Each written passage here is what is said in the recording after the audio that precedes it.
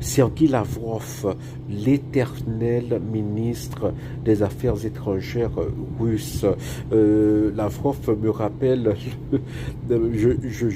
j'aime le voir, hein, Sergueï Lavrov, parce qu'il me rappelle un homme politique français des années 90, controversé certes, mais bon, voilà,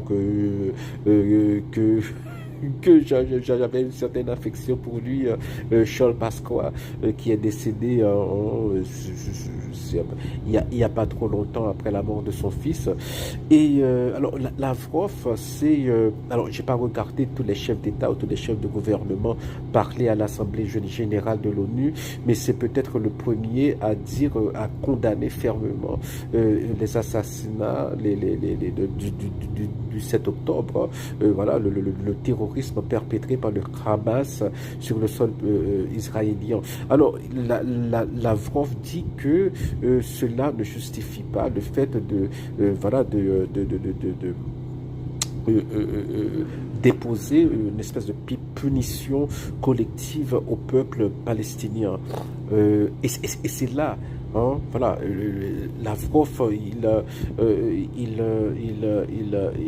touche du doigt, hein, le problème, c'est que dans le subconscient israélien, voilà, il faut punir collectivement les Palestiniens pour avoir applaudi, ressenti de la joie, pour n'avoir rien fait lorsque le Hamas débarqua à Gaza avec les otages humiliés. Comme ça, on se rappelle le Shani Louk à moitié nu derrière un pick-up truck. Voilà, il y a des Israéliens qui ne pardonneront jamais au peuple palestinien. Et le peuple palestinien, voilà, c'est une punition collective en raison de cela. C'est tragique, comme je le dis souvent. Et oui, c'est une punition collective. Mais la punition collective, ça a toujours fait partie de la guerre. Hein. On se rappelle, hein, voilà, Miley, hein, les soldats américains qui massacrent 500 civils au Vietnam. L'image, hein, de cette petite fille nue, hein, qui, le napalm, voilà, au Vietnam.